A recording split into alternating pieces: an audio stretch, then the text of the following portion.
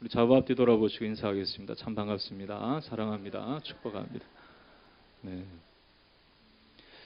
좀 얼굴들이 좀 잠을 못 주무신 얼굴로 그렇게 계신 분들이 대부분 계시는 것 같아요. 이 나라의 중요한 이 경기에 우리 대한민국이 다 응원한 것으로 아는데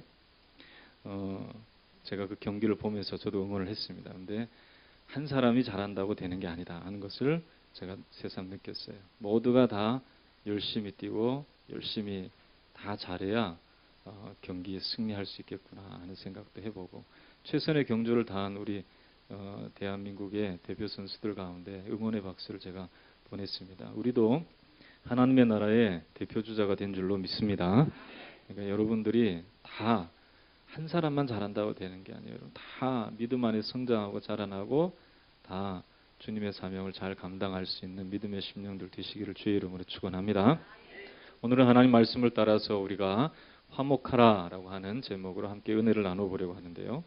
이 삶이라는 단어, 이 생자라고 하는 한자어로 되어 있는 이 살생자라는 단어는 소우자와 날일자의 합성어라고 합니다. 그러니까 소가 이 하나의 이 줄을 외줄이라고 그러죠. 외줄을 타는 것 같은 것이 바로 삶이다. 이렇게 이 선조들이 표현한 것이죠.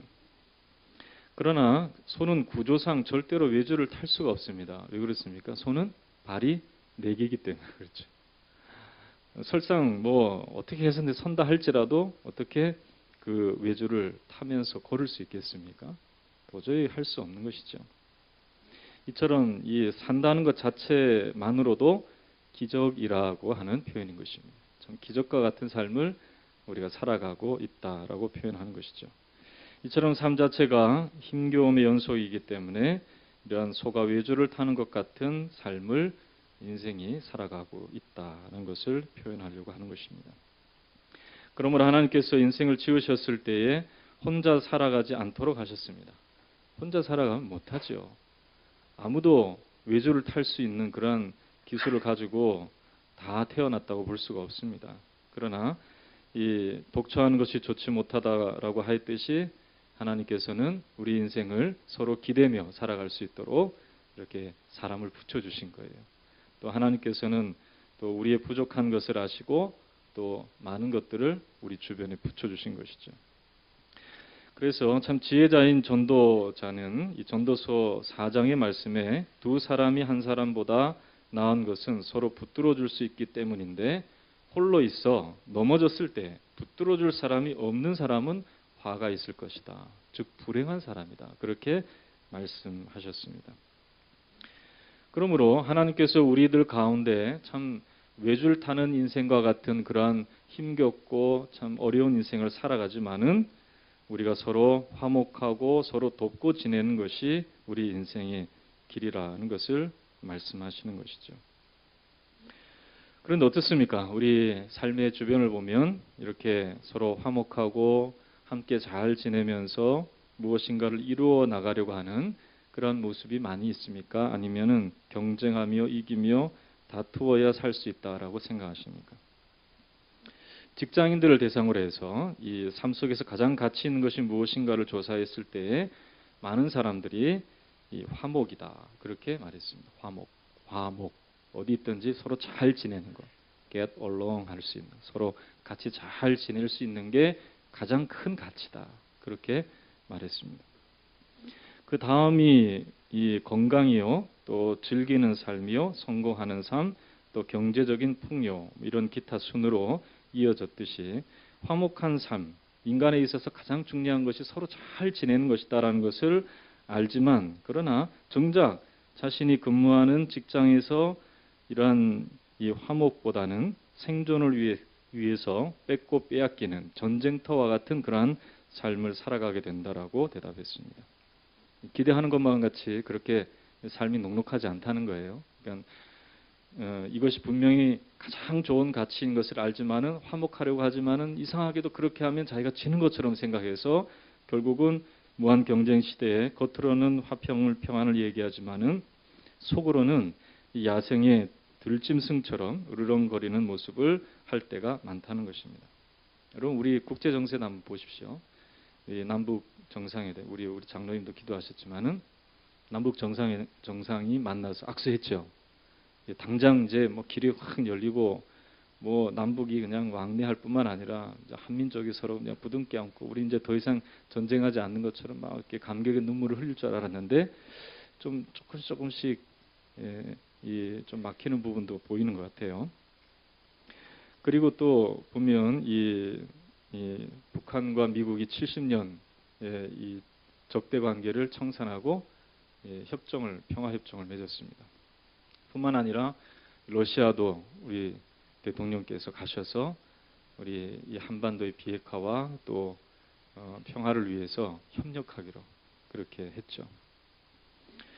이렇게 서로 평화를 이야기하고 평화에 대해서 지지하는 것처럼 보이지만은요. 그런데 보면 이 겉으로는 평화인데 속으로는 전쟁하는 그러한 모습이 있다는 것을 보여주고 있습니다. 그래서 이 미국이 중국과 무역 전쟁을 하고 있고요. 또 유럽과도 힘겨루기를 하고 있고요. 또 겉으로는 평화를 얘기하지만은 힘의 균형이 있어서 밀리면 평화가 아니라는 것을 이야기하는 그러한 세계 정세의 모습을 볼 수가 있습니다. 여러분 이렇게 거창한 이야기를 하지 않아도 여러분들의 삶의 현실이 어떻습니까? 여러분들의 가정에서 이렇게 화목하고 기뻐하는 모습으로 살아갑니까? 아니면 여러분 어떻습니까? 오늘 이 아침에 나오실 때 우리 자녀들과 나오실 때 어땠습니까? 평화하고 화평하고 즐겁게 나오셨어요? 네, 아멘이라고 하시는 분이 계시네. 왜 이렇게 화평하고 화목하게 살아도 짧은 인생인데 다투며 살아가야 할 일이 많이 벌어지는가? 성경은 분명히 답을 우리 가운데 보여주고 있습니다. 야고보서 4장 1절의 말씀을 보면 너희 중에 싸움이 어디로부터 다툼이 어디로부터 나느냐? 너희 지체 중에서 싸우는 정욕으로부터 나는 것이 아니냐 그랬습니다. 한번 따라해 볼까요? 싸우는 정욕. 이것은 무엇을 말하냐면 자기중심적인 욕심을 말하는 것입니다.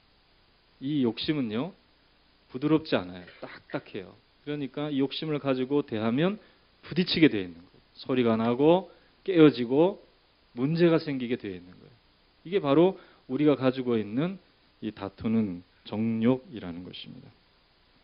그럼 왜 인류가 모두 다 자기중심적인 욕심 이것을 갖게 되었는가? 그것은 이미 우리가 성경을 읽어본 사람들이라면 다 수없이 들어왔던 내용일 것입니다. 그것은 다름이 아니라 인간은 하나님이 주신 마음, 하나님의 선하시고 온전하신 아름다운 마음이 있었는데 그 마음이 죄로 말미암아 오염되어서 딱딱하게 굳어버렸기 때문에 그렇다는 것이죠.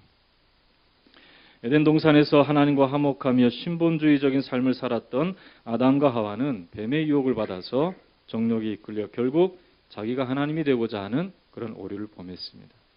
결국은 모든 것이 완벽하게 구비되어 있던 에덴 동산에서 쫓겨나게 된 거예요. 그리고 딱딱한 이 밭을 갈아야 됩니다. 가시덩풀을 해쳐야 됩니다. 그러한 삶을 살아가게 된 것은 다름이 아니라 이 죄악 때문이라는 것입니다. 그래서 이 죄악이 온 인류에 퍼져나가게 되었기 때문에 이 죄로 말미암아 자기중심적인 욕심을 이루지 않고는 생존할 수 없다라고 생각하는 거예요.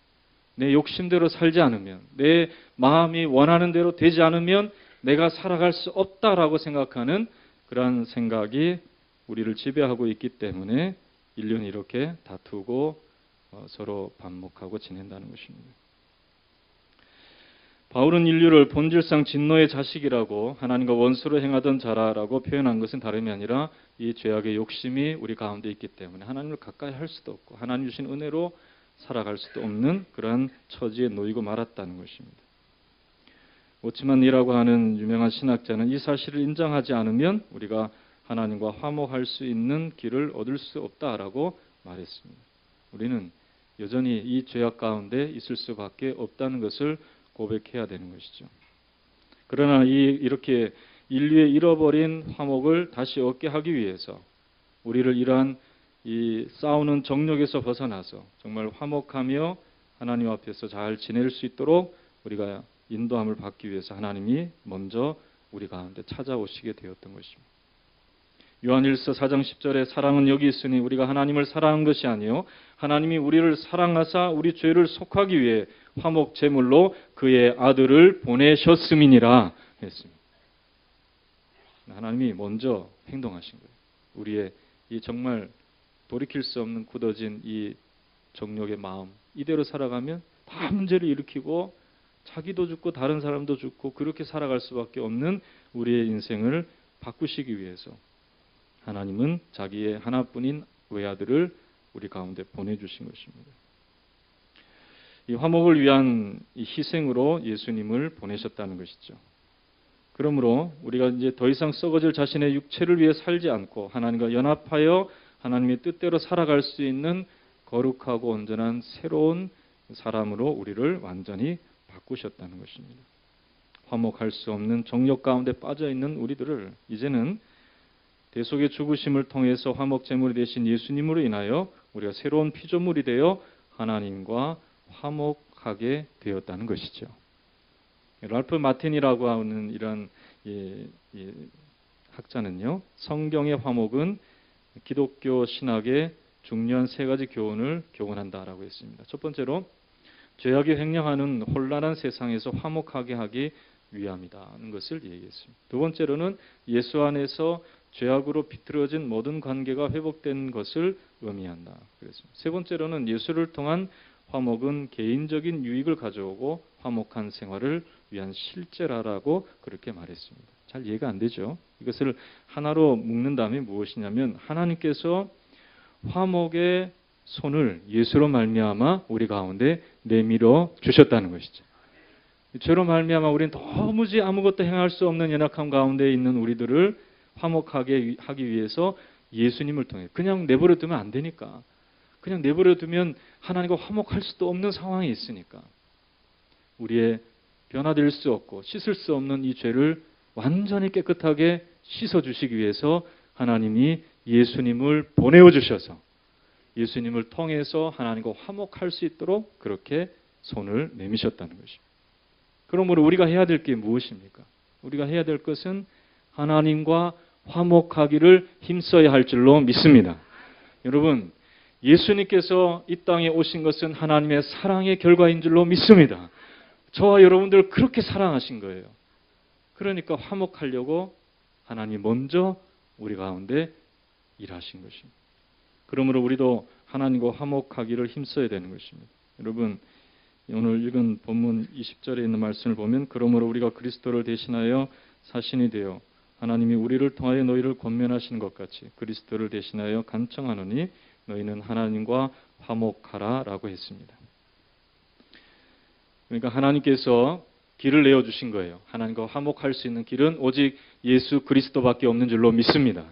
그러니까 주님을 통해서 하나님께 나아갈 수 있는 길을 우리가 찾아야 되는 것입니다.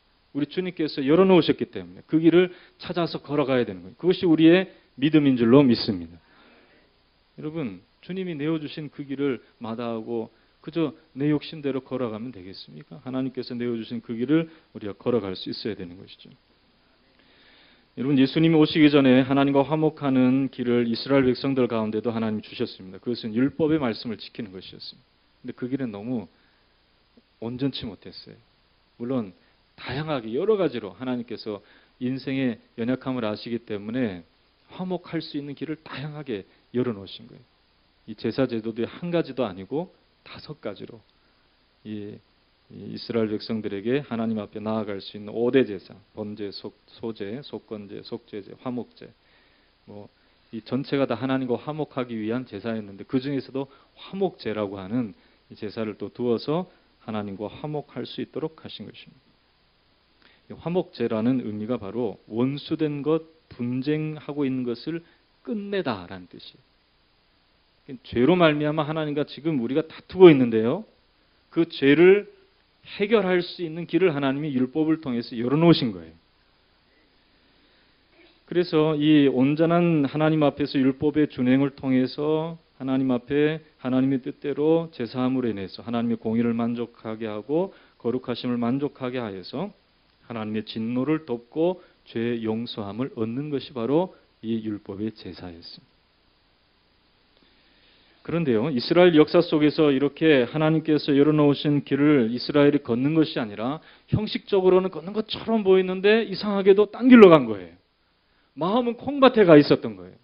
마음은 다른 이 세상의 번영과 이 세상에 이 주어지는 그러한 쾌락과 이 세상의 삶 가운데 빠져버려서 그냥 껍데기만 제사로 하나님 앞에 나아가려고 했던 그러한 모습으로 전락하고 만 것입니다.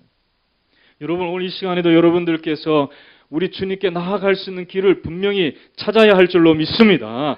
그냥 몸만 이 자리에 나와 있는 것이 아니라 내가 살아계신 하나님 앞에 내 심령과 삶이 이르러 하나님과 내가 지금 만나서 교제하고 주님의 음성을 듣고 나는 내 사정을 주님께 아뢰는 이러한 아름다운 하나님과의 연합이 있어야 될 줄로 믿습니다.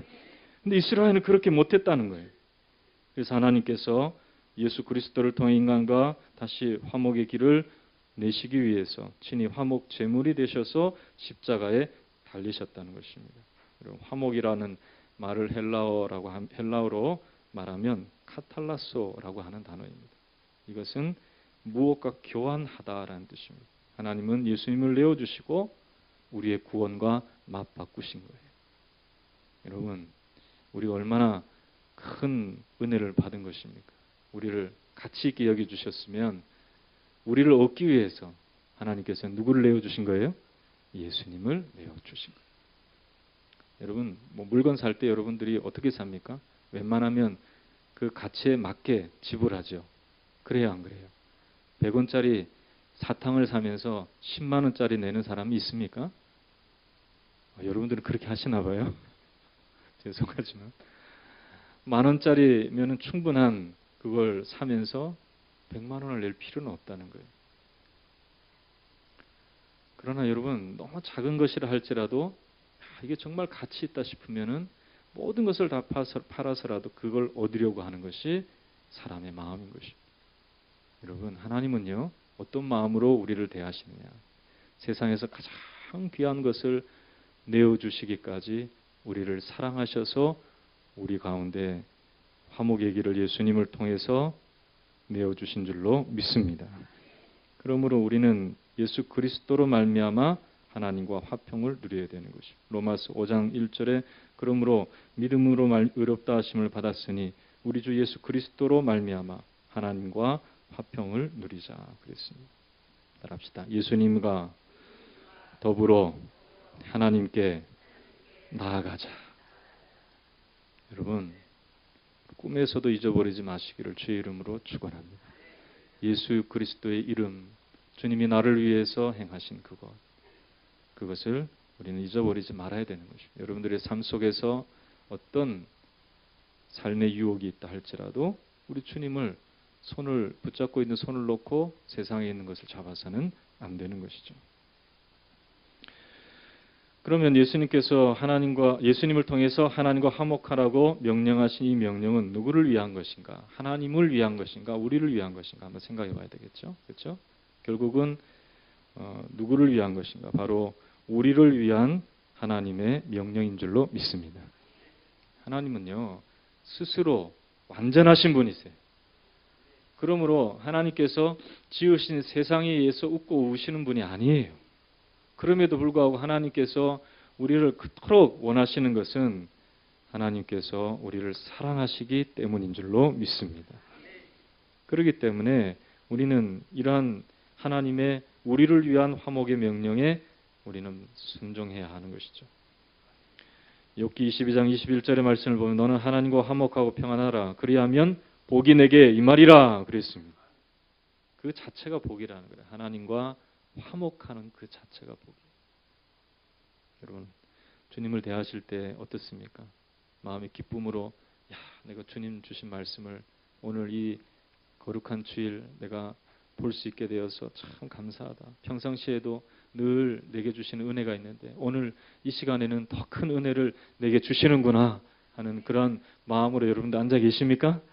아니면은 그동안에 내가 성경을 하나도 못 읽었는데 오늘 또 나와서 목사님이 나를 어떻게 때릴 것인가 이런 마음으로 혹시 앉아 계시지는 않는지는 모르겠어요.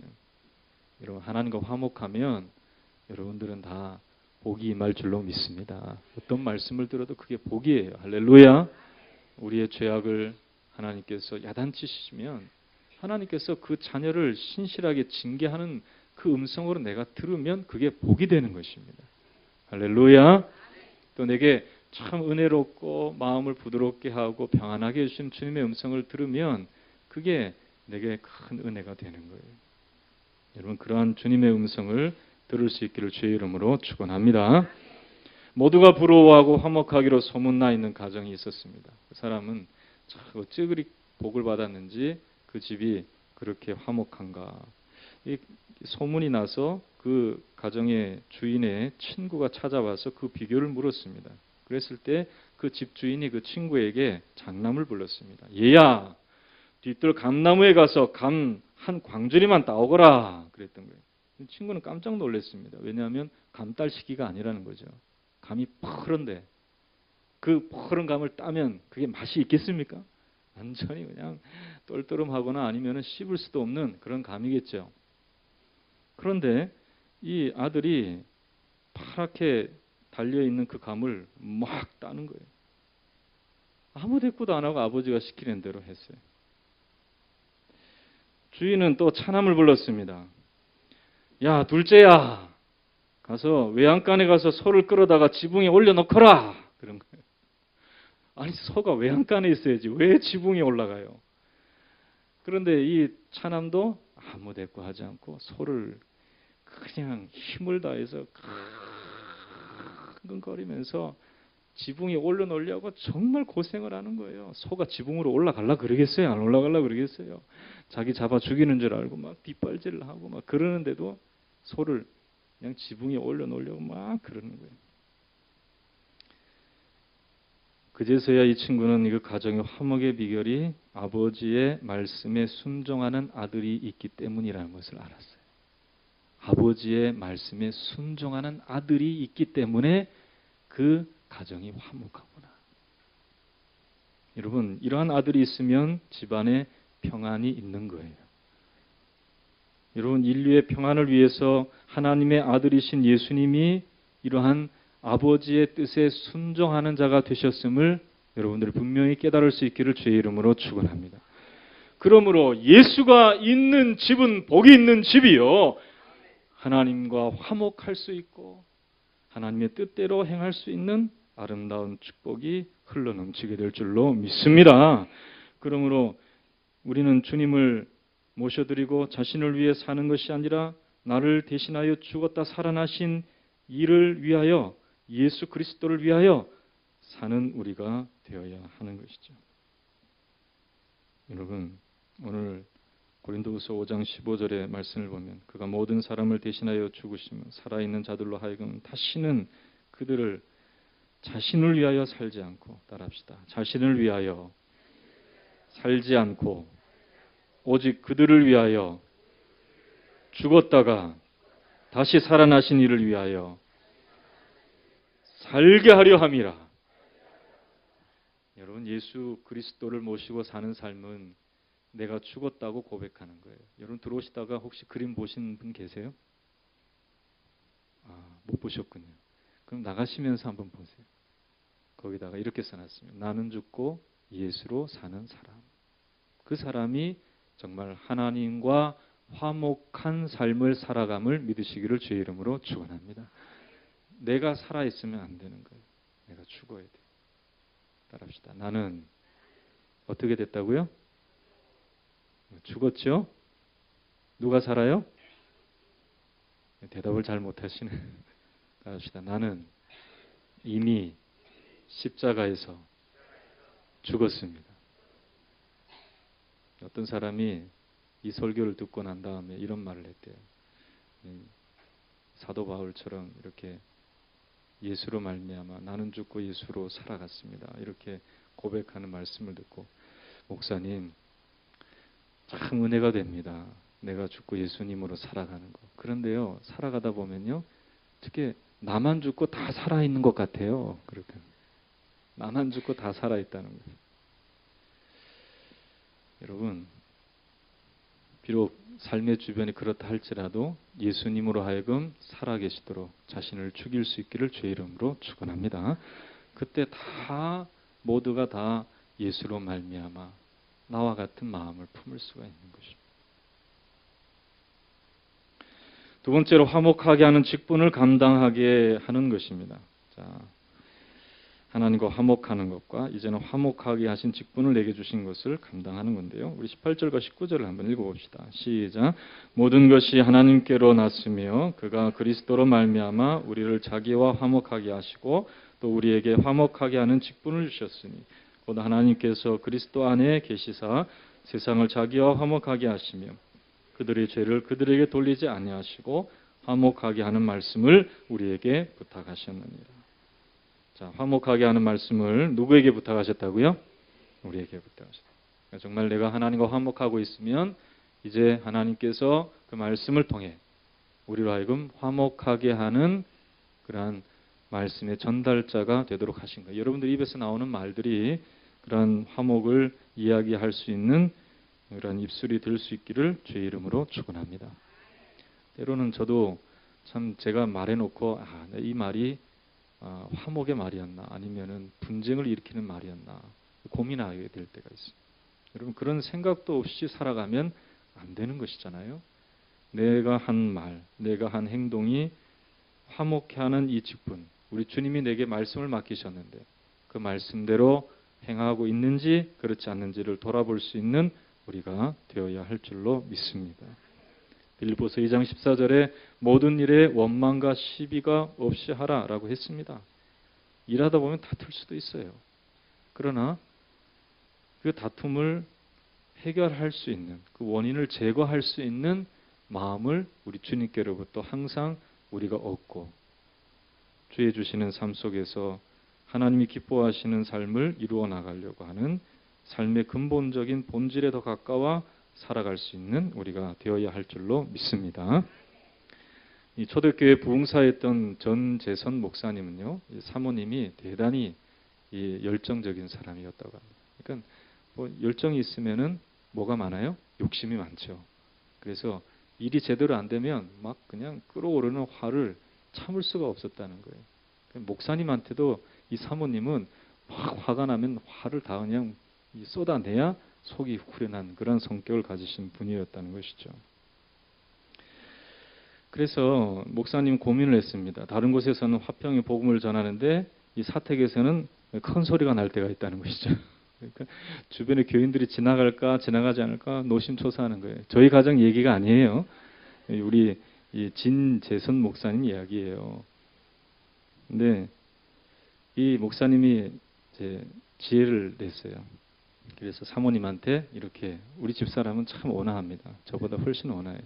저는 좀 약간 B형이라 다혈질에 좀 그런 기질이 있는데 우리 집사람은 A형이에요. 잘 이렇게 다스릴 줄 알아요. 아멘을 안 하시네요, 여러분. 근데 이 목사님이 사모님한테 이러한 그 제안을 했어요.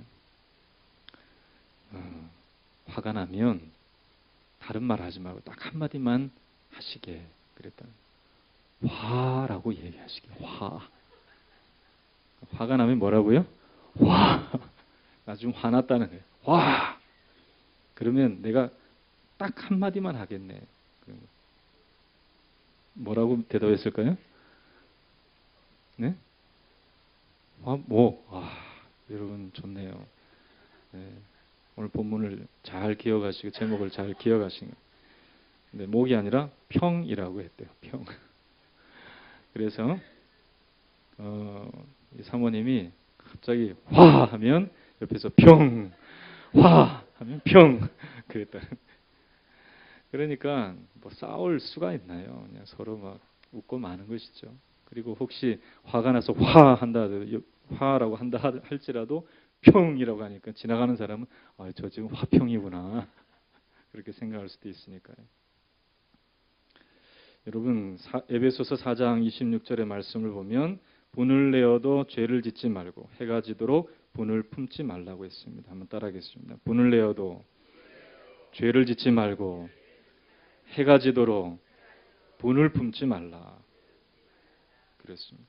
여러분 생각해야 돼요. 내가 하나님의 주시는 말씀으로 화평케 하는 사명을 내가 받았구나. 여러분 화평케 하는 자는 하나님의 아들이라 칭함을 받는다라고 했습니다. 여러분 하나님의 아들이신 예수 그리스도를 따르는 우리들의 삶이 이러한 삶이 되어야 할 줄로 믿습니다. 합시다. 나는 화평케 하는 사명을 하나님께로부터 받았다. 여러분 하나님과 화목하다면은 반드시 하나님이 그 사명을 여러분들에게 주셨음을 믿으시기를 주의 이름으로 축원합니다. 그렇습니다. 그리스도인들은 내게 주어진 직분이 경쟁하고 다투어서 얻을 수 있는 직분이 아니라는 것을 알아야 됩니다. 그리스도 안에서 화목해 하는 직분을 내게 주셨으니 이 사명을 우리 주님과 함께 잘 이루어 나갈 수 있는 우리가 되어야 하는 것입니다. 오늘 이것으로 우리의 삶을 잘 성취해 나가는 또 교회에서 직분을 감당할 수 있는 저와 여러분 되시기를 주님의 이름으로 축원합니다. 축원합니다. 우리 다 함께 기도하겠습니다. 하나님 아버지, 나는 정말로 화목하라라고 하신 주님의 말씀대로 하나님과 화목하고 있는지, 또한 내 삶 속에서 화목하게 하는 직분을 주신 대로 살아가고 있는지 생각하는 우리들 되게 해달라고, 우리의 말과 행동이 정말로 주님이 주시는 이 귀한 은혜를 내가 마음에 새기며 원수되었던 것을 화목케 하신 우리 주님의 말씀대로 살아가고 있는지 주님 우리를 돌아봅니다. 주님 내게 주신 사명 잘 감당하도록 내 마음을 붙잡아 주시옵소서. 내 가정을 붙잡아 주시옵소서. 화목한 가정 되게 하여 주시고 주의 복이 흘러넘치는 가정 되게 하여 주시옵시고 우리 교회도 이러한 교회가 될 수 있도록 축복해 달라고 우리 간절한 심령으로 기도하겠습니다.